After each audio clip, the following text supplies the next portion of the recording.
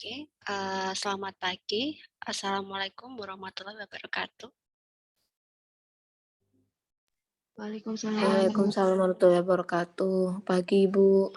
Selamat pagi, Bu. Selamat pagi, semua sehat? Alhamdulillah sehat. Sehat ya Bunda ya. Oke, baik. Terima kasih Bunda-Bunda semua yang pada pagi hari ini sudah bisa bergabung di Zoom ya untuk materi clinical educator ya. Materi yang kemarin sebelumnya konsep dasar clinical educator, kemudian juga terkait tentang konsep pembelajaran. Untuk kali ini saya akan share materi berikutnya yaitu pembelajaran klinik. Oke, baik. Apakah PPT saya terlihat dan terbaca? Iya, Ibu. Terlihat dan terbaca ya, Bunda ya. Oke, satu kelas berapa Bunda jumlahnya?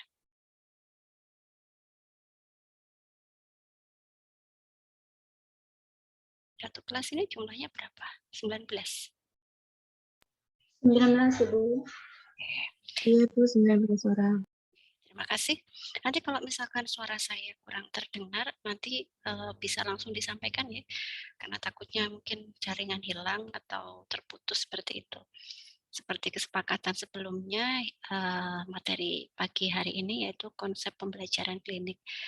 Kira-kira kalau kemarin kita mempelajari tentang konsep pembelajaran, kemudian kalau tidak salah juga ada pembelajaran di ini ya, di kelas ya, teknik-teknik metode seperti itu. Nah, untuk sekarang pembelajaran klinik. Nah, kita kenalkan pembelajaran itu sebenarnya ada pembelajaran teori, kemudian ada pembelajaran lab, dan selanjutnya ada pembelajaran di lahan atau biasa disebut pembelajaran klinik seperti itu.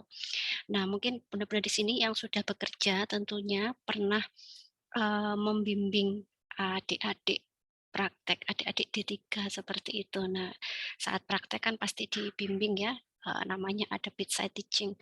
Karena apa? Karena pembelajaran itu berada di samping pasien seperti itu. Jadi kita memberikan edukasi langsung apa namanya kepada pasien seperti itu. Nah, nanti pembelajaran klinik di sini fokusnya adalah pembelajaran saat di lahan sebagai bekal Bunda nanti kalau misalkan ada adik-adik yang praktek di klinik. Saya rasa tapi Bunda semua selama ini sudah pernah melaksanakan ya seperti itu. Pastinya kan kalau ada adik praktek itu kan membimbing seperti itu, tidak membiarkan sendiri tapi membimbing, mengawasi dan mengedukasi seperti itu. Mana yang benar, mana yang langkah-langkah yang harus dilalui seperti itu.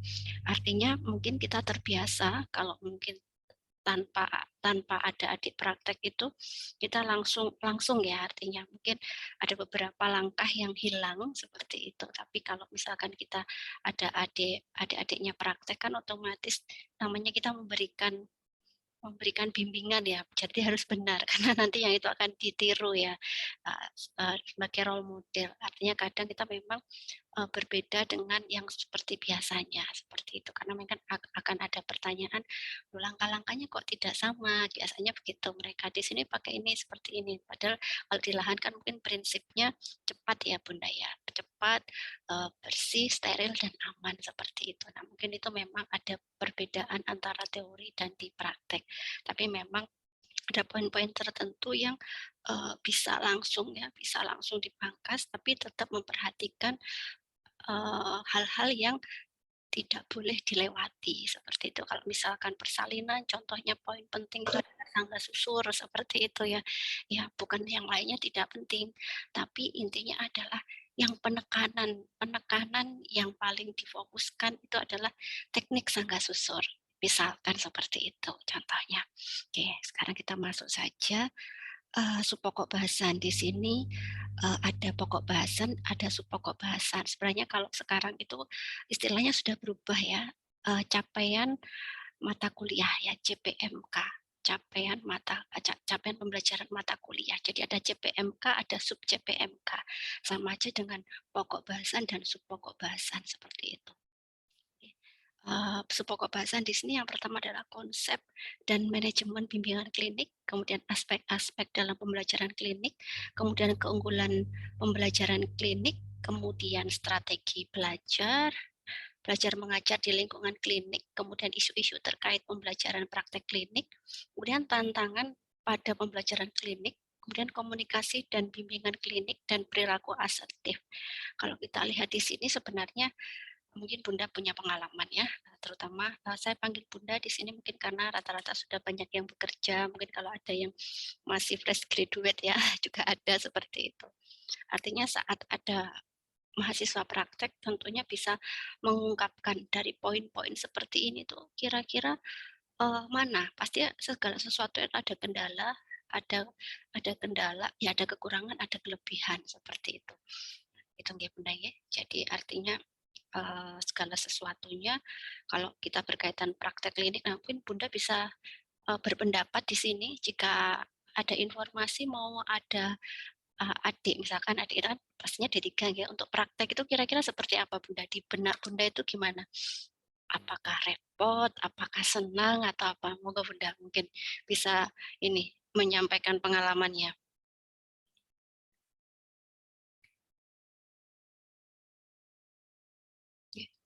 Gimana Bunda? Ada yang sudah pernah membimbing adik-adik di lahan praktek?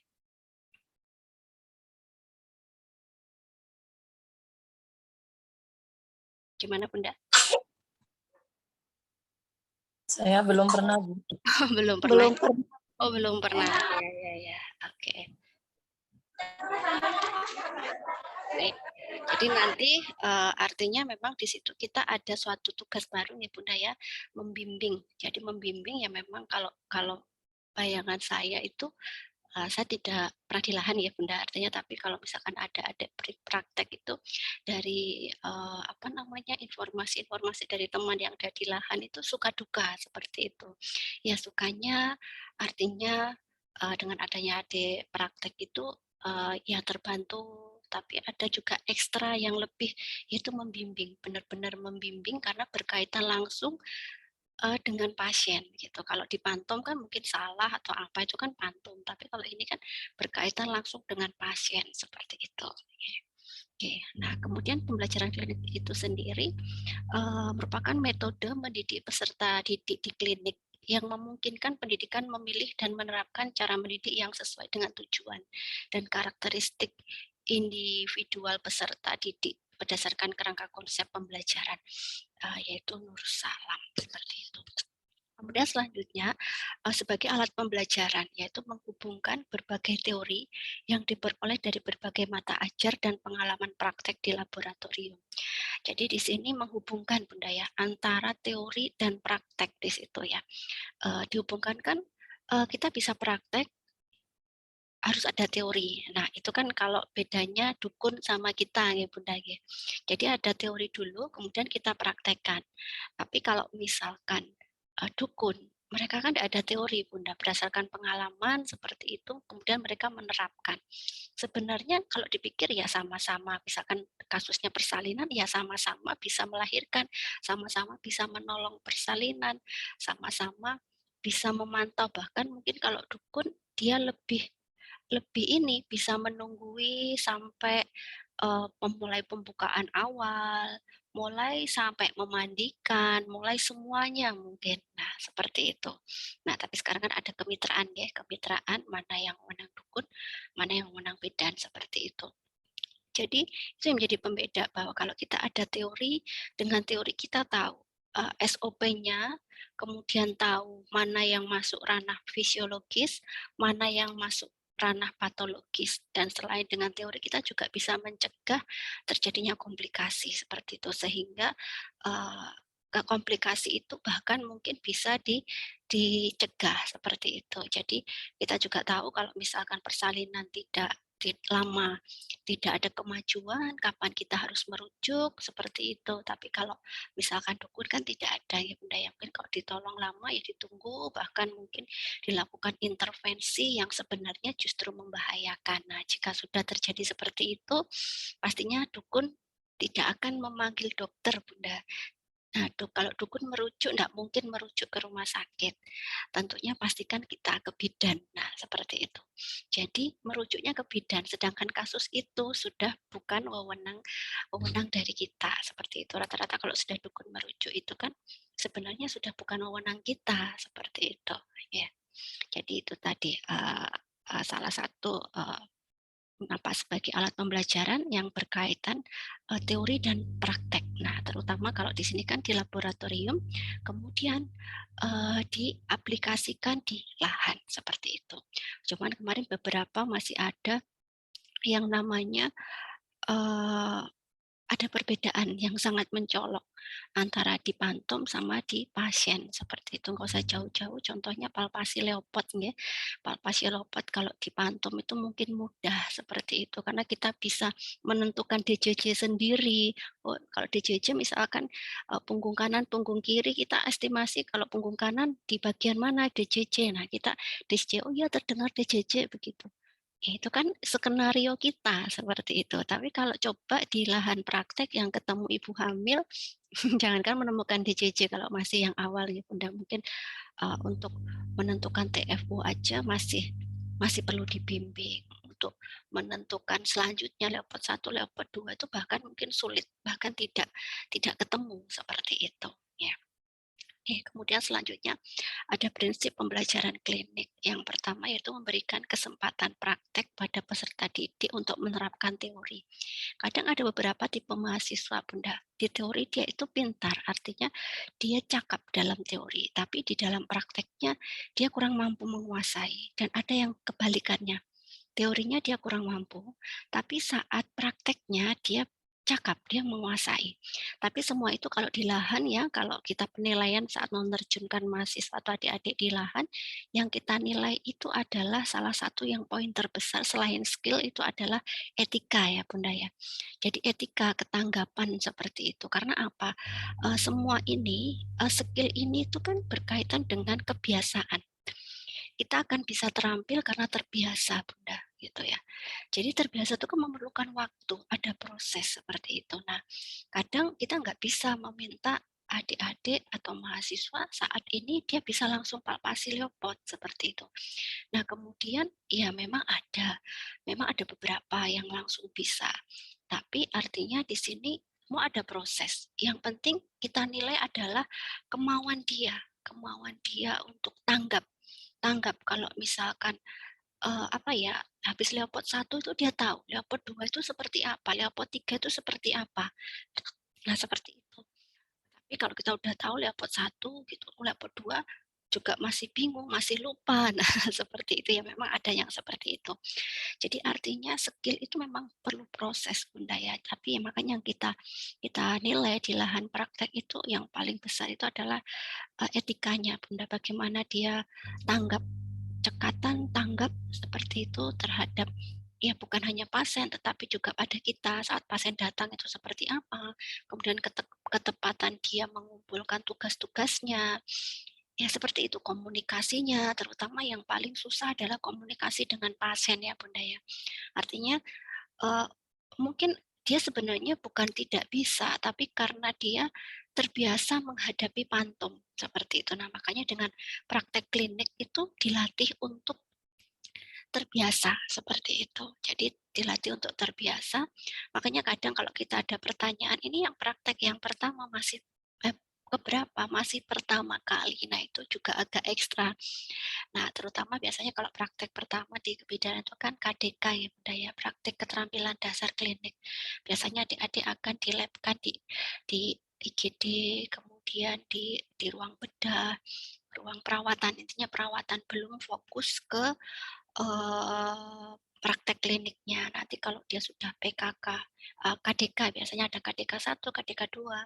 Setelah itu dengan target seperti memasang infus, memasang dower kateter, atau posisi duduk, posisi setengah duduk, vulva hijin.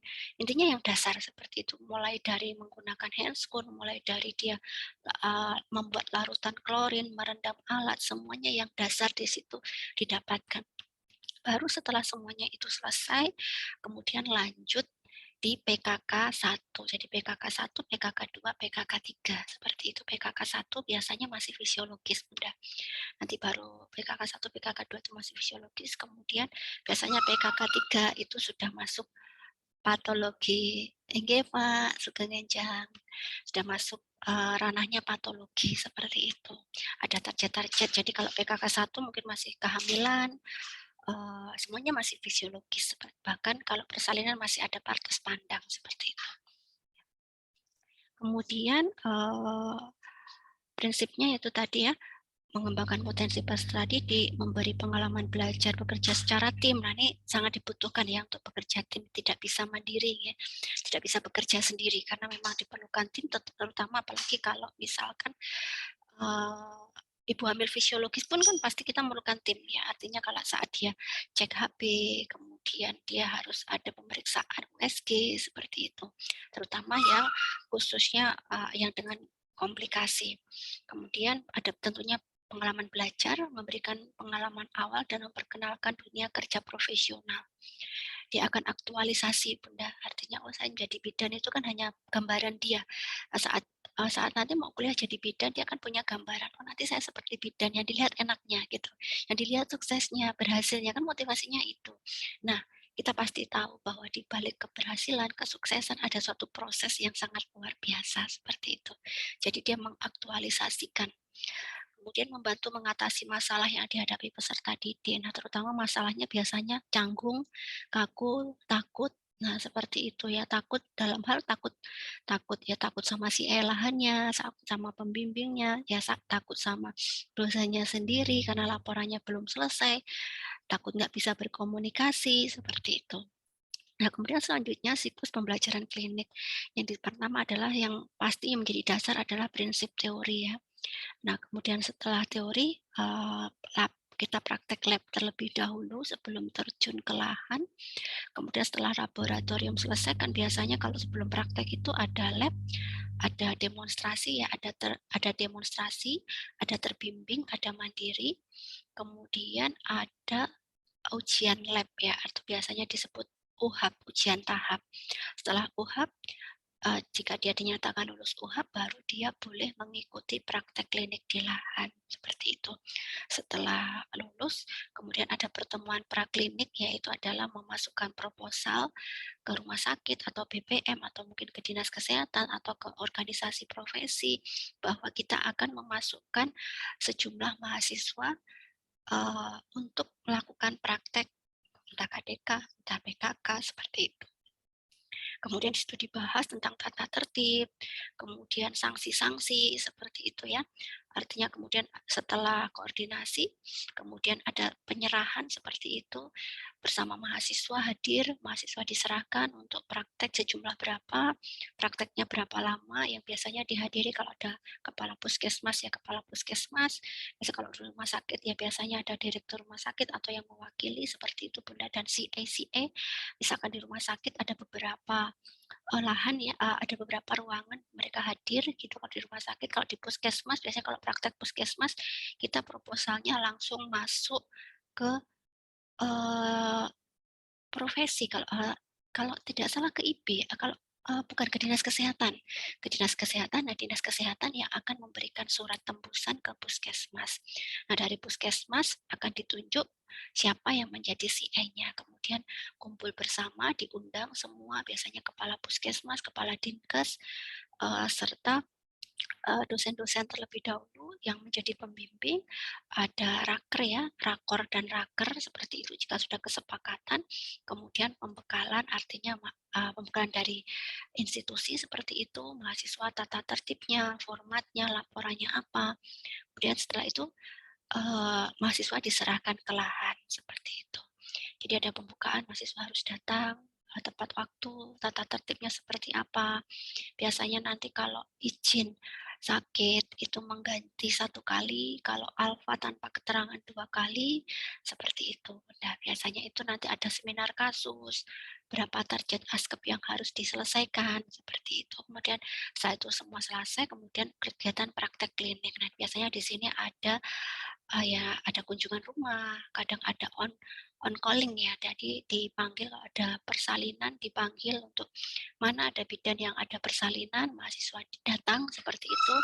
Kemudian selain itu juga apa namanya ada seminar kasus. Jadi ada mereka harus mengambil 1 kasus seperti itu selama 1 periode. Kemudian dia akan mempresentasikan di depan CE dan pembimbing.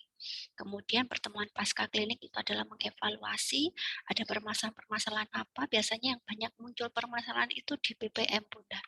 Kalau mahasiswa sudah praktek di BPM seperti itu. Mereka mungkin jenuh ya, artinya 24 jam ya, artinya kadang mungkin mereka masih muda ya, masih anak muda, jadi kadang harus bermain atau keluar kemana. Nah, tapi selama dia praktek mungkin selama 2 bulan sampai 3 bulan dia harus standby di situ dan sewaktu-waktu ada pasien datang harus standby. Nah, di situ biasanya ada banyak keluhan, banyak yang mungkin datang terlambat, izin seperti itu. Nanti kalau Bunda ke depannya ada mahasiswa yang praktek di tempat Bunda, Bunda akan mengalami semua itu. Kemudian gitu.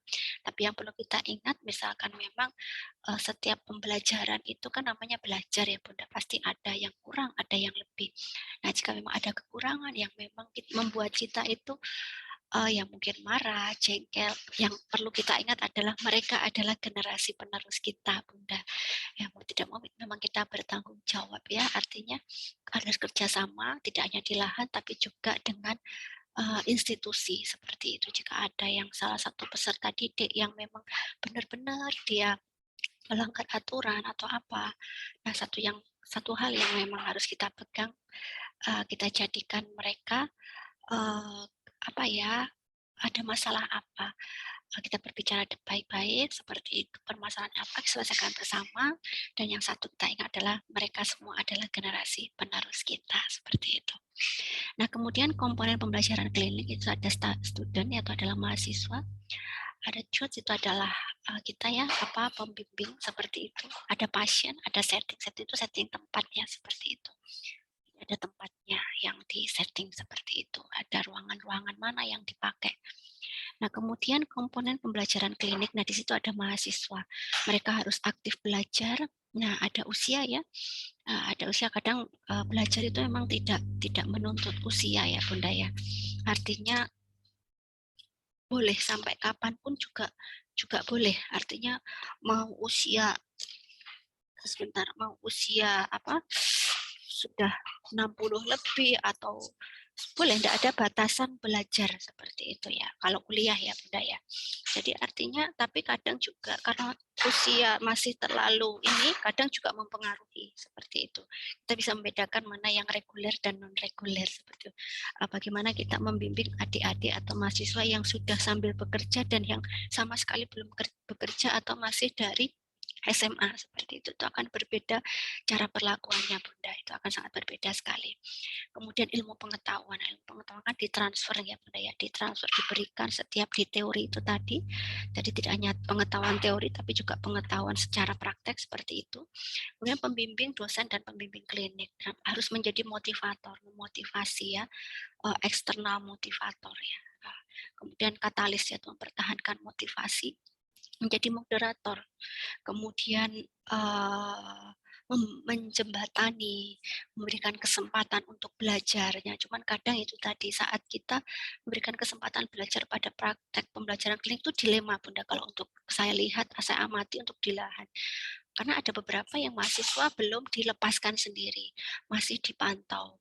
Nah, ya memang tidak hal itu tidak salah kalau memang namanya masih belajar itu tidak langsung dilepaskan, bahasa Jawanya diculne gitu ya Bunda ya.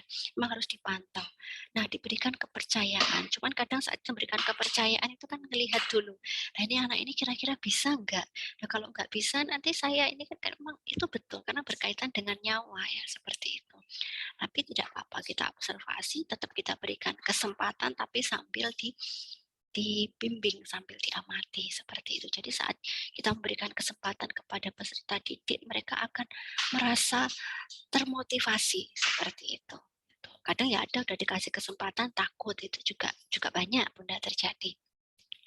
Nah, kemudian ada sebagai asesor atau evaluator, yaitu mengkaji, menilai, memberi masukan. Kemudian sustainer, mempertahankan kemampuan mahasiswa, dan role model ini yang paling susah Bunda. Role model ini sebagai pendidik, sebagai ya guru, sebagai dosen, sebagai orang tua, yang paling susah adalah role model Bunda. Saat kita menjadi pemimpin atau mungkin menjadi dosen, menjadi pembimbing, satu hal yang harus kita pegang adalah contoh seperti itu. Seperti ada ini ing ngarsa sung tulado, ing madya mangun karso ya. Jadi artinya di depan itu memimpin dan memberikan contoh. Saat kita bisa memberikan contoh, nah tanpa kita harus meminta, biasanya peserta didik itu akan mengikuti. Karena kadang mungkin pernah nggak Bunda di tempat kerja begitu, ada suatu konflik yang namanya intinya kita dituntut dengan suatu aturan gitu, yang memberikan aturan itu kadang kalau nggak sesuai gitu, kadang kan kita bukan malas ya, namanya manusia itu ada keterbatasan. Biasanya ya ngapain orang yang nyuruh aja nggak memberikan contoh yang baik. Artinya penyangkalan itu akan memudahkan terjadi. Tapi jika pimpinan kita atau sesuatu yang jadi role model itu memberikan contoh yang baik, saya mau terlambat kayak gitu, tapi saya sungkan gitulah. Kenapa? Pimpinan nggak pernah terlambat atau siapapun lah gitu. Jadi tanpa kita harus meminta, kalau kita sudah menjadi role model, itu adalah salah satu cara. Nah itu ya Bunda ya. Apalagi ya memang, tapi kalau kita punya kekuasaan sih, apalagi dosen atau mungkin pembimbing kayak gitu. Ya kalau kamu nggak mengikuti aturan saya nanti terkaitannya apa ya? Ya boleh harus mengikuti, tapi kan itu menimbulkan sesuatu yang terpaksa gitu ya. Jadi intinya mau karena terpaksa Bunda.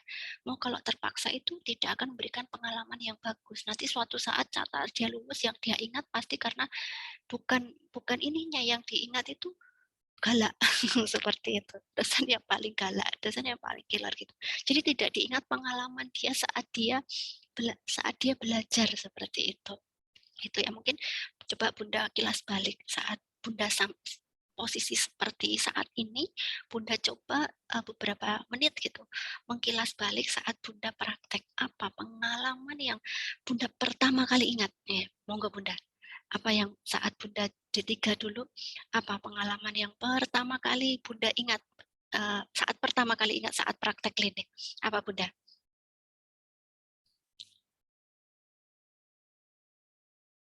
Halo? Ada yang bisa berpendapat, menyampaikan pendapatnya? Halo? Halo? Iya, Bu. Apa yang kira-kira diingat saat pertama praktek klinik dulu? Pengalaman yang kalau ingat waktu D3 saat praktek yang pertama kali diingat apa? Yang nggak lupa. Yang positif sama yang negatif. Dua ya, yang negatif sama yang positif. Awal praktek waktu KDK 1 yang ingatnya tuh kata kesalahan jadi dimarahin sama bidan. Iya, itu ya. Iya. Yang positifnya apa? Positifnya dapat banyak pelajaran sih dari ruangan tersebut. Bisa lihat karakter orang berbeda-beda di satu ruangan. Setelah itu pelajaran yang kita dapat juga bagaimana seorang ibu melahirkan. Kayak baru pertama kali kan kayak speechless kan Bu. Kayak kaget, oh ternyata begini ya. Betul ya, itu ya. Jadi itu salah satu pengalaman yang kita dapat seperti itu. Jadi akan teringat di situ itu. Sampai kapanpun akan teringat. Makanya kalau yang kita ingat ya harusnya yang baik-baik ya harusnya. Tapi ya kita kan nggak bisa mengkondisikan bahwa kita harus selalu memiliki pengalaman baik terus karena kita berinteraksi dengan banyak orang seperti itu. Kalau pengalaman saya yang paling saya ingat itu apa? Waktu diminta mengambil mengambil hasil lab kalau tidak salah, mengantar hasil lab urin seperti itu. Kalau kan dulu ya, zaman saya itu masih zaman dulu. Kalau sekarang kan mungkin petugasnya datang lebih lebih mudah ya sekarang, mesti sudah terstruktur seperti itu. Kalau zaman saya dulu tahun 2003, 2002 ya, 2001, 2002, 2003 zaman saya kuliah D3 dulu, itu kita kalau misalkan ke lab tuh diminta membawa apa namanya urin tuh suruh ngantar kayak gitu, yang ngantar nggak berani sendiri kan masih sip pagi mau pulang malam, masih sip malam mau pulang pagi, disuruh ngantar kan 2 orang gitu, dek ini diantar ya gitu, diantar begitu ke sana, ngantar itu loh nggak tahu ya kok ya berdua gitu artinya sendiri apa takut atau apa ya zaman dulu karena ya memang lagi ini ya maksudnya ya pas nggak ada kegiatan ayo ngantar berdua gitu ngantar jalan berdua begitu. Nah kemudian pas balik, nah pas kebetulan di depan itu ketemu sama teman kita ngobrol. Nah pas ruangan saya itu ruangan kamar bersalin kalau nifas kalau nggak salah, nifas atau bersalin, nifas kalau nggak salah. Nah, lurus itu sudah ruangannya ruangannya pembimbing. Habis kita ngantarkan apa urin, kita jalannya santai kayak gitu ya, jalan aja sampai ruangan dimarahi. Dek, ngantarkan urin saja kok 2 orang. Lah ini ruangan kenapa dibiarkan kosong seperti itu. Jadi ya dan maksudnya kenapa harus cepat ya gitu ya. Jadi itu yang pengalaman berarti memang dulu tuh memang kita nggak boleh artinya membiarkan ruangan kosong. Kemudian pelajaran yang saya terima saat ini adalah memang kita harus cepat. Jadi karena ya kita berkaitan dengan nyawa. Jadi dari hal-hal yang sepele seperti ada kalau memang pendidikan zaman dulu sama senior-senior yang dulu memang segala sesuatu diperhatikan. Harus cepat, harus ada sesuatu itu nggak boleh kosong, nggak boleh apa. Jadi begitu. Ya memang saya waktu kembali itu ya dengan santainya jalan pelan-pelan sambil tertawa begitu. Ya itu tadi ya. Jadi ada pembelajarannya di situ bahwa kita harus cepat karena itu nanti akan menjadi terbiasa kayak gitu. Itu ya komponen pembelajaran kliniknya dan biasanya yang saya ingat itu yang selalu dipanggil ada praktek dari perawat, ada praktek dari bidan seperti itu karena pas mungkin ya prakteknya itu di ruang kebidanan seperti itu yang dipanggil diapit ya gitu ya ada yang Akbit itu datang kayak gitu. Nah terus habis itu teman yang lain, apa yang dipanggil di Akbit gitu ya. Sebenarnya ya mungkin fokusnya kan lebih ke ada mungkin persalinan, ada VT atau apa gitu ya. Jadi ya artinya dengan seperti itu kan kalau kita pikir kalau sekarang saya menilainya berarti kita kurang tanggap sampai dipanggil. Berarti kan kita kurang tanggap. Betul kalau dipilih-pilih biasanya akan menggerombol. Padahal di sana di pasien ada, kan waktu itu sepi gitu ya, sepi biasanya duduk-duduk di ruangan yang sendiri, mungkin di balik ruangan atau apa. Begitu, nah ada pasien nggak tahu. Nah di sini di dalam tetap menggerombol ya, makanya kan kalau manggil DAP seperti itu mungkin pengalaman saya. Jadi kalau saya nilai semua itu bukan kalau dulu ya kayaknya seperti apa, tapi kalau saya melihat oh berarti saya dulu itu kurang tanggap sampai dipanggil itu berarti kan kurang tanggap. Ya betul, kita praktek di situ kan tujuannya kalau ada pasien kita layani. Nah, kalau kita menggerombol dengan teman, biasanya di suatu sudut seperti itu ada pasien nggak tahu. Nah, ya betul seperti itu. Nah, kemudian selanjutnya di sini ada warna praktek atau setting atau tempat. Ada budaya, ada iklim kerja, ada organisasi pelayanan, ada supervisi, ada bimbingan. Nah, supervisi nanti biasanya dosen ya, dosen yang datang dari kampus seperti itu akan mensupervisi, mengecek ada kendala enggak selama praktek, bagaimana saat praktek itu diberikan kepercayaan enggak untuk memeriksa, kemudian sudah dapat target belum, sudah dapat kasus belum, kemudian mengingatkan ayo segera dicari kasusnya, segera dimintakan tanda tangan karena sebentar lagi akan rolling seperti itu. Kemudian alat sarana dan prasarana, panduan penuntut belajar atau daftar tilik, ini pasti dengan berbagai kebutuhan dalam jumlah yang cukup. Jadi ada beberapa rumah sakit ya di salah satu di luar kota Kediri, memang ya itu yang betul karena memang rumah sakit pendidikan ya. Saat mau memasukkan proposal itu tidak bisa saat ini, jadi harus 1 tahun sebelumnya. Jadi karena mereka akan dimappingkan supaya tidak apa pasiennya itu sedikit, yang praktek banyak. Akhirnya mereka nggak kurang mendapatkan targetnya. Jadi akan di-mapping berapa-berapa seperti itu. Jadi memang, lahan itu minta proposal agak lama, jauh-jauh sebelumnya. Karena takutnya apa, kalau tidak di-mapping kan jumlah pasiennya sedikit, yang praktek banyak, seperti itu. Tapi kalau untuk masa pandemi ini, kami memang di IIK Strada belum, apa namanya, karena pandemi ya, ya bukan hanya IKA Strada, tapi semuanya kan kegiatan praktek dihentikan, hampir vakum ya selama 2 tahun, dan ini baru dimulai lagi dan ternyata sangat berat, Bunda. Artinya apa? Dengan pembelajaran pandemi ini berdampak luar biasa. Mungkin dengan Zoom ya, ya mungkin bagi yang bisa ada waktu, bukan ada waktu ya, artinya kadang jaringan itu nggak selalu stabil. Jadi kadang mungkin di Zoom ini juga penjelasannya ada yang merasa kurang kurang kurang jelas seperti itu. Ada juga yang, eee, lebih enak langsung daripada Zoom. Mungkin karena Zoom bisa mematikan kamera, nah kadang mau nggak mau kita bisa ngapa-ngapain, bisa sambil makan, bisa mungkin saya sebenarnya juga tidak tahu. Saya berhadapan dengan Zoom, semua kamera di-close, kalau misalkan saya bisa menerawang seperti itu, menerawang, yang non open kamera itu, mungkin nggak ada gitu. Jadi artinya hanya ruangan yang kosong. Nah, jadi di situ. Nah, artinya banyak kendala. Kemudian apalagi sama sekali belum ada praktek lab di apa namanya di kampus. Kemudian saat kita mau praktekkan, terutama yang berdampak ini yang mau lulus ya, karena waktunya kalau di tiga tahun. Pertama kali masuk sudah ada pandemi. Kemudian 2 tahun berlalu hanya online, nggak ada lab. Kemudian di tahun yang terakhir dia harus terjun lab, harus terjun ke lahan dengan materi yang segitu banyaknya yang kita hanya bisa memberikan sekilas-sekilas. Materi 2 tahun yang harus ditempuh 2 tahun hanya ditempuh dalam waktu tidak ada 1 tahun. Nah, artinya itu tadi. Nah, mungkin dari lahan juga akan merasakan sesuatu yang luar biasa seperti itu saat angkatan pandemi terjun lagi ke offline. Jadi ya mungkin berbeda ya, artinya berbeda dengan yang ya bukan ya mungkin dimaklumi ya kalau untuk angkatan pandemi ini ya, tapi kalau skill kan ya kita nggak bisa memaklumi ya, tapi namanya skill itu tetap yang penting ada keinginan belajar dan berusaha.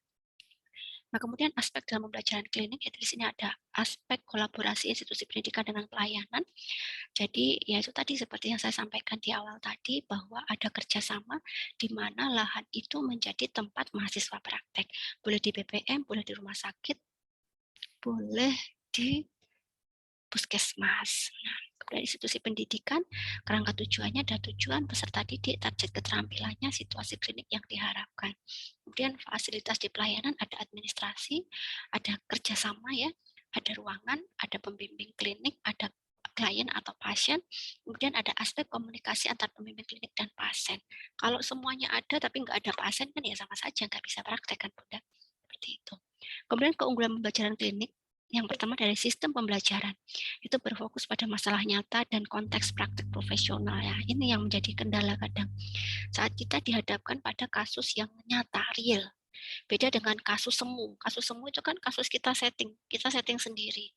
Nah, kalau kita setting sendiri kan ya sesuai dengan kemauan kita, tapi dengan kasus semu itu kita kurang belajar ya, karena sama kayak kita sutradara, kita membuat skenario, kita semau kita, mau pasien itu saya buat sembuh, mau pasien itu saya buat sebaliknya atau apa, kayak gitu kan bisa. Tapi kalau real itu kan memang benar-benar yang dialami pasien. Nah, kadang terjadi kendala di situ. Saat dia mengimplementasikan ASKEP, masih banyak yang bingung seperti itu. Kemudian pembelajaran utuh dan profesional dalam satu kesatuan sangat dipengaruhi lingkungan atau tempat praktik. Kemudian peserta didik termotivasi oleh kesesuaian kompetensi. Jadi kalau dia makanya dibekali ya, yang terpenting adalah membaca seperti itu. Baca, misalkan besok mau prakteknya di ruang poli. Nah, di ruang poli atau mungkin di kamar bersalin, pelajari teori persalinan. Itu dibaca teori persalinan. Nah, misalkan di poli, kalau poli kan banyak, ada poli itu kan kasusnya banyak ya, kira-kira ditanya di kasus-kasus yang ada di poli yang paling banyak itu apa? Misalkan kasus apa namanya, ya banyak ya mungkin kasus-kasus patologis atau fisiologis itu dipelajari, dibaca malamnya, langkah-langkahnya seperti apa gitu. Kemudian partisipasi aktif dalam pembelajaran klinik. Kemudian kalau untuk pembimbing kliniknya, peran profesional dalam pemikiran, tindakan, dan sikap. Kemudian selanjutnya kriteria pembimbing klinik yang menurut Nur Salam tahun 2007 memiliki pengetahuan keilmuan yang dalam dan luas serta minimal setara dengan jenjang pendidikan peserta didik, kemudian kompeten dalam kemampuan klinik, terampil dalam pengajaran klinik, kemudian mempunyai komitmen dalam pembelajaran klinik ya. Jadi pembimbing itu ya memang kadang capek ya Bunda ya, artinya apalagi yang dibimbing itu sudah dikasih masukan, nggak sesuai, nggak sama gitu. Tapi kita harus kembali ke tujuan bahwa kita itu adalah membimbing ya. Membimbing itu artinya ya memang yang kita bimbing masih dalam tahap belajar seperti itu. Jadi harus ada kesabaran mengarahkan. Jika kita menyalahkan, berarti kita juga harus memberitahu mana yang benar. Jadi artinya membimbing seperti itu. Kemudian pembimbing yang efektif. Ya, di sini adalah sabar dan mendukung, memberikan pujian dan penguatan positif, memperbaiki kesalahan sambil tetap menjaga harga diri mahasiswa. Nah, ini biasanya kadang mahasiswa itu ditegur di depan pasien seperti itu ya. Jadi artinya mungkin dia merasa mungkin malu atau merasa minder ya, karena kalau kita memang ada mahasiswa yang kita bimbing melakukan kesalahan, sebaiknya kita menegurnya tidak di depan secara langsung, tidak di depan ya mungkin pasien atau bahkan temannya. Mungkin nanti setelah ini bisa bertemu sama saya seperti itu. Nah, nanti itu aja mereka mahasiswa sudah ada stresor, ada apa ya seperti itu. Tapi saat kita menegur dengan tadi tahu kenapa saya panggil seperti itu. Nah, dia akan kalau misalnya tidak tahu ya kita jelaskan. Tapi kalau misalkan tadi tahu kenapa saya tujuannya saya panggil, kalau dia tahu berarti dia sudah tahu kesalahannya atau apa. Kalau dia sudah tahu ya sudah Bunda, tidak perlu diintervensi lagi. Kita hanya memotivasi. Ya, kenapa? Jangan diulangi atau apa. Kalau dia sudah tahu kesalahannya sudah, nggak usah dimarahin, nggak usah diini lagi. Karena itu akan membuat dia semakin down. Apalagi belum nanti besok harus praktek lagi dengan situasi yang mungkin berbeda. Jadi dia akan semakin mungkin ada ya mungkin dari peserta didik yang kalau saat praktek itu nggak semangat ya gitu, ada ketakutan seperti itu ya. Kemudian selanjutnya mendengarkan dan mengamati. Jadi kita juga perlu sebagai pembimbing itu ada kalanya kita mendengarkan, ada kalanya kita mengamati, dan ada kalanya kita memberikan respon.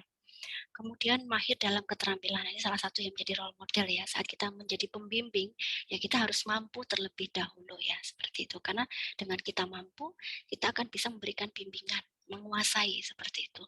Kemudian mendorong siswa mempelajari keterampilan baru, jadi hal-hal yang baru yang mungkin tidak didapatkan dalam teori seperti itu. Kemudian mendorong komunikasi terbuka dua arah. Nah, ini yang paling penting karena kendalanya adalah mahasiswa saat praktek di klinik itu mereka diam. Diam itu kan ada dua pengertian ya. Dia tahu sama yang tidak tahu seperti ini ya. Jadi harus ada komunikasi dua arah, kita memancing sesuatu bagaimana mereka mahasiswa itu mau mengungkapkan apa yang dia rasakan seperti itu. Kemudian memberikan umpan balik segera seperti itu ya. Kalau umpan balik segera itu kadang kalau di lahan praktek dengan pasien yang banyak, fokusnya kan ya memang pelayanan ke pasien ya, kadang umpan balik itu ya mungkin saya sendiri pun kadang umpan balik itu ya agak terlambat seperti itu ya Bunda ya. Oke, baik. Nah, selanjutnya adalah proses mencapai keterampilan klinis. Yang pertama adalah tahap awal, tahap mampu, dan tahap mahir. Nah, antara tahap awal dan tahap mahir ini setiap orang perlu kita ingat prosesnya berbeda ya Bunda ya.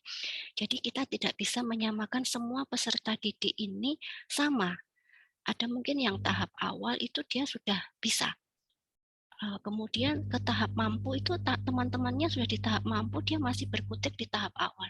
Atau bahkan teman-temannya sudah di tahap mahir, dia masih di tahap awal. Nah, jadi kita harus melihat dulu siapa latar belakang dari peserta didik kita. Nah, makanya kalau misalkan ini contohnya di perguruan tinggi yang mungkin agak berbeda, saya memberikan contoh. Kalau saat kita masuk ke perguruan tinggi dengan jenjang yang sudah bukan SMA ya, dari SMA pasti kita akan lihat background-nya apa. Itu namanya untuk menyamakan itu biasanya ada matrikulasi.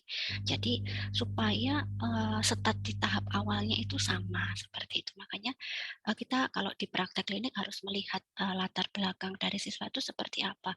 Dia memang pendiam, anaknya aktif seperti itu. Nah, oke, kemudian selanjutnya tahap awal. Nah, memerlukan latihan untuk belajar cara melakukan suatu langkah atau urutan yang seharusnya dilakukan. Nah, tahap mampu, tahap mahir ini dasar utamanya adalah teori, Bunda. Saat kita tidak menguasai teori, artinya ya akan susah seperti itu. Kemudian bantuan dan bimbingan diperlukan agar pelaksanaan benar pada keterampilan klinis baru. Kemudian tahap mampu, mahasiswa bisa melakukan langkah-langkah yang diperlukan dalam urutan yang benar. Tetapi mungkin untuk beralih dari satu langkah ke langkah lainnya secara tidak efisien. Artinya begini, saat kita mengamati itu, saat kita membimbing, saat kita memberikan penilaian itu berbeda ya. Nah, kalau membimbing, saat mahasiswa itu salah langkah, kita mengingatkan dan kita mengajari cara yang benar seperti itu. Atau kalau enggak, kita lempar ke temannya, coba yang benar seperti apa temannya yang mungkin yang bisa menilai. Tapi saat kita menilai, kita diam, Bunda. Kita hanya menilai langkah-langkahnya, baru kemudian evaluasi di akhir disampaikan. Kadang ada dalam penilaian itu ada yang dikatakan ada 3 penilaian kalau tidak salah, saya agak lupa ingat ya. Mampu itu dia urutan langkahnya itu benar, 1, 2, 3. Kemudian kurang mampu atau kurang mahir ya, nilainya berapa ya, kalau 0, 0, 1, 2 kalau tidak salah, Bunda. Nah, di situ dia mampu tapi dia masih tidak berurutan. Langkah-langkahnya nggak berurutan seperti itu. Tapi dia sudah melakukan dengan benar. Yang satu sama sekali dia tidak sesuai dengan langkahnya, sudah lupa. Nah, nanti biasanya akan ketemu Bunda saat nanti kalau misalkan ada praktek ya, praktek di lab atau langkah-langkah, kita dulu mungkin waktu D3 pernah ya, waktu ada absen, kita melakukan langkah, dosen kita menceklis ya, membawa list seperti itu ya. Nah, kita yang melakukan prasat, dosen mengamati kita dengan membawa checklist seperti itu, mencentang seperti itu, dan biasanya ada tipe dosen yang tidak mau menyampaikan semuanya dulu, biar tahu artinya. Tadi kira-kira dari langkah-langkah itu ada yang terlewat nggak? Biasanya ada pertanyaan begitu. Biasanya ada yang bilang tidak tahu gitu. Ada yang bilang hanya menjawab senyum-senyum seperti itu. Ada juga yang biasanya, iya Bu, tadi ada yang terlewat. Yang langkah ini tadi saya lupa Bu. Nah, seperti itu. Kalau sudah seperti itu, berikan nilai yang bagus Bunda. Karena dia tahu, dia hanya karena mungkin gugup, karena memang satu, skill itu diperlukan latihan. Artinya dia kan sudah tahu, sudah benar. Cuman memang latihan saja, seperti itu ya. Kemudian tahap mahir, yaitu mahasiswa secara efisien dengan tepat melakukan langkah-langkah dalam urutan yang benar. Jadi ya memang dia sudah terampil. Mungkin terampil dasarnya apa? Mungkin ibunya atau keluarganya punya klinik atau BPM, sehingga dia sering membantu ibunya atau mungkin sambil bekerja, seperti itu. Oke, kemudian sasaran bimbingan. Yang pertama adalah pengungkapan, pengenalan, dan penerimaan diri. Yang pertama adalah membantu mahasiswa untuk mengenali dirinya, baik dari segi kemampuan maupun keterbatasan. Jadi artinya ada mahasiswa yang menyampaikan, Bu saya nggak bisa di situ, seperti itu. Nah, saat dia menyampaikan tidak bisa, kita memotivasi. Satu poin adalah belajar. Saya selalu menekankan bahwa ada awal dan akhir. Kalau di awal itu salah hal yang wajar, karena memang belum tahu. Karena tujuannya kita adalah mengedukasi, memberitahu, sehingga harus ada perubahan. Jadi kalau di awal tidak tahu itu nggak apa-apa. Bahkan kalau misalkan ada pretest, saya tidak ingin kalau misalkan saya bertanya itu mereka searching seperti itu. Saya kurang sependapat. Artinya saya benar-benar ingin tahu pemahamanmu sesederhana saja, sepengetahuan. Jangan sampai mencari seperti itu. Baru nanti karena saya nanti yang akan memberitahu seperti itu. Jadi setelah semua materi diberikan ada post test di belakang itu sangat perlu Bunda. Itu kalau dalam dunia pendidikan itu wajib dilakukan untuk mengevaluasi. Kemudian kita evaluasi dari yang tahu menjadi tidak tahu, dari yang tidak mampu menjadi mampu, dari yang tidak terampil menjadi terampil seperti itu. Kemudian pengenalan terhadap lingkungan, itu memudahkan mahasiswa dalam menyesuaikan diri dengan lingkungan yang ada di sekitarnya. Dan ini sangat sulit ya, biasanya kalau dalam dunia di kebidanan dulu sempat saya ingat kata-kata dosen saya dulu Bunda waktu saya kuliah. menyampaikan saja sih, artinya di awal itu ditanya, "Mau jadi bidan ini karena apa? Kemauan sendiri atau karena orang tua atau karena apa?" Seperti itu.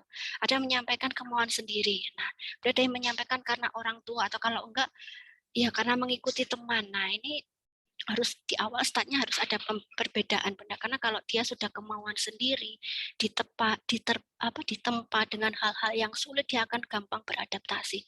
Tapi kalau dia sudah motivasinya itu karena orang tua, karena ini karena itu bahwa sebenarnya dia sendiri itu nggak mau, biasanya ya agak susah, kita harus agak sabar karena ya itu tadi gampang, kalau barang itu bahasanya gampang mutung gitu, mudah mudah ada sedikit masalah dia mudah mundur seperti itu.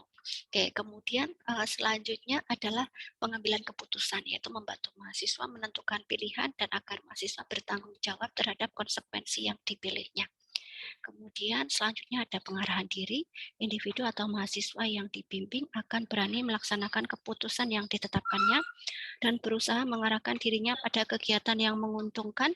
Kemudian perwujudan diri merupakan kemampuan merealisasikan diri atau mewujudkan diri yang merupakan tujuan akhir dari usaha bimbingan. Individu mampu mengembangkan kemampuannya sesuai dengan minat dan bakatnya. Kemudian ada strategi belajar, di sini pertimbangkan waktu yang diperlukan, ruang, peralatan, biaya, dan jumlah peserta.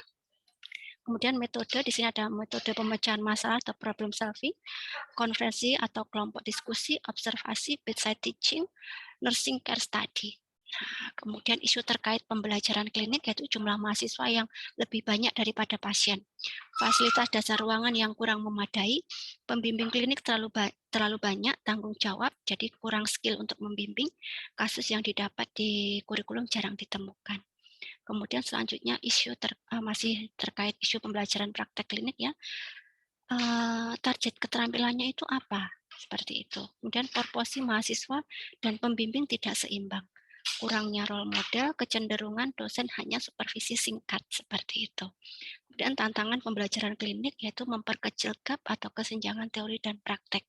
Memperkecil jumlah mahasiswa ya, artinya kalau praktek itu hanya kecil saja, mungkin 4-5. Beda kalau di kelas ya, kalau pembelajaran teori. Kemudian sistem rotasinya yang efektif. Artinya rotasinya ya jangan lama, jangan terlalu pendek seperti itu. Kemudian mempersiapkan dengan benar mahasiswa sebelum ke klinik, penyamaan persepsi antara pembimbing klinik dengan pembimbing dari institusi pendidikan, itu tadi sudah saya jelaskan di awal ya. Kemudian memperjelas alur pertanggungjawaban ketika terjadi permasalahan atau kasus pada pasien yang diasuh oleh mahasiswa. Nah ini kalau ada sesuatu ya, ada komplain mungkin dari pasien karena mahasiswa seperti itu, biasanya yang dipanggil ya pembimbing dan lahan ya. Dan sistem dokumentasi, sistem reward-nya seperti itu.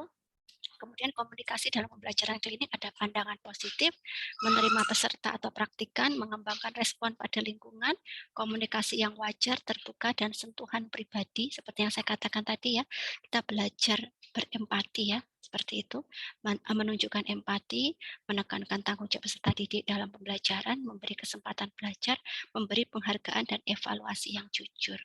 Kemudian selanjutnya adalah perilaku asertif. Perilaku atau sikap asertif adalah ekspresi langsung, jujur, dan pada tempatnya dari pikiran, perasaan, kebutuhan, atau hak-hak seseorang tanpa kecemasan yang beralasan. Ini menurut pendapat Corey pada tahun 2007. Kemudian mengkomunikasikan apa yang diinginkan, dirasakan, dan dipikirkan pada orang lain, tetap menjaga dan menghargai hak-hak serta perasaan orang lain. Salah satu di sini ada kepuasan ya, pada diri sendiri maupun orang lain, mendukung terbentuknya hubungan interpersonal yang positif dengan orang lain. Jadi kalau terjadi kepuasan artinya pasien pun juga senang, petugas kesehatan di lapangan juga senang, kita sendiri pun juga senang. Pernah nggak dulu waktu mengingat kilas balik waktu di D3 dulu, kira-kira habis praktek itu ada rasa senang gitu, atau malah sebaliknya seperti itu ya. Jadi itu segala sesuatu ada suatu kepuasan, tidak hanya kita, tapi lahan tempat kita praktek, artinya kalau puas ya nanti pastinya mau ditempati lagi untuk praktek, bahkan mungkin menjalin kerjasama, menjadi kesinambungan, dan pasiennya pun juga puas, seperti itu. Itu materi yang bisa saya sampaikan terkait pembelajaran praktek klinik pada mata kuliah Clinical Educator. Dari sini ada yang mau disampaikan, ada yang mau didiskusikan, atau mungkin mau sharing pengalaman dulu waktu praktek klinik, waktu mungkin ya dulu D3 ya, Bunda ya. Oke, baik. Ada yang mau disampaikan?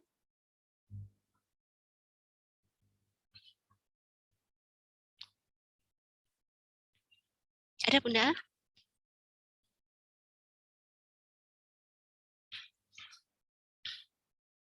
Cukup? Oke, mungkin sambil ini ya, karena memang ini hari efek. Cukup Ibu. Cukup ya, oke, baik ya, karena mungkin tidak mengingat lagi ya. Mungkin waktu praktek D3 itu banyak ininya ya.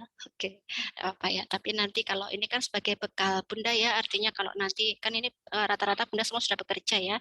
Artinya bagaimana nanti membimbing mahasiswa kalau adik-adik praktek di lahan seperti itu, artinya yang perlu kita ingat itu adalah mereka adalah generasi penerus kita ya. Jadi artinya bagaimanapun sesuatu situasi yang dihadapi, apalagi di masa pandemi ini, nanti tiba-tiba ada adik yang praktek seperti itu, tetap harus kita ingat mereka adalah generasi penerus kita. Oke, baik. Itu yang bisa saya sampaikan pada pagi hari ini. Nah, sebelumnya bagi bunda-bunda yang bisa open kamera, silakan open kamera. Nanti kita akan foto bersama dalam keadaan yang mungkin sama pasien lagi apapun seperti itu, nggak apa-apa, artinya seperti itu. Yang mungkin lagi di rumah juga nggak apa-apa, mungkin lagi sama anak atau sama apa, ya tidak apa. Memang ini salah satu keunikan metode pembelajaran Zoom ya, seperti itu. Nah, nanti jangan lupa ya Bunda, setelah ini akan saya upload di YouTube. Nanti benar-benar semuanya absensinya silakan berkomentar di menuliskan nama dan NIM, like, bagi yang belum subscribe, bukan YouTuber tidak, tapi hanya untuk rekam jejak digital seperti itu saja ya. Oke, baik, saya hitung ya. 1, ya saya kamera. Oke, saya tunggu dulu. Oke, Bunda Dia, Bu Riani, Bu Dona, Mbak Ritya, Mbak Rita, Mbak Rita, Mbak Amelia, Mbak Noisha, ya. Ini biar saya enggak saya panggil Bunda semua, ternyata masih muda-muda ya di sini ya. Kemarin ada yang tidak mau dipanggil Bunda ya. Oke, baik, saya hitung ya. Oke, 1, 2, 3. Oke, baik, boleh di close kamera lagi, saya simpan dulu. Oke, saya simpan dulu ya. Bentar. Ini clinical educator ya. Di 4 umum. Umum ya, oke. Ya, oke, baik. Terima kasih sudah saya save. Nanti akan saya kirim di Google Classroom ya. Nanti saya kirim di Google Classroom rekaman materinya, link YouTube-nya, semua materi-materinya, dan nanti yang untuk ujian akhir semester kan memang tengah semester ya. Harusnya kan minggu ini ya. Nanti saya buatkan soalnya terlebih dahulu ya, nanti 20 soal nanti dalam waktu yang serentak ya, artinya dikerjakan bersama-sama dan nanti link akan otomatis tertutup. Nanti akan saya informasikan ke PJMK. Nanti saya bisa diingatkan lagi ya seperti itu. Karena jujur saya belum membuat soalnya seperti itu. Oke, baik. Selamat pagi ya, mungkin kalau di waktu Indonesia Timur sudah selamat siang. Saya akhiri. Wassalamualaikum warahmatullahi wabarakatuh. Tetap jaga kesehatan, jaga imunitas, dan selamat beraktivitas melanjutkan aktivitas lainnya. Oke, selamat pagi benda-benda semuanya. Saya akhiri. Pagi Bu. Selamat pagi, Bu. Terima kasih, Bu.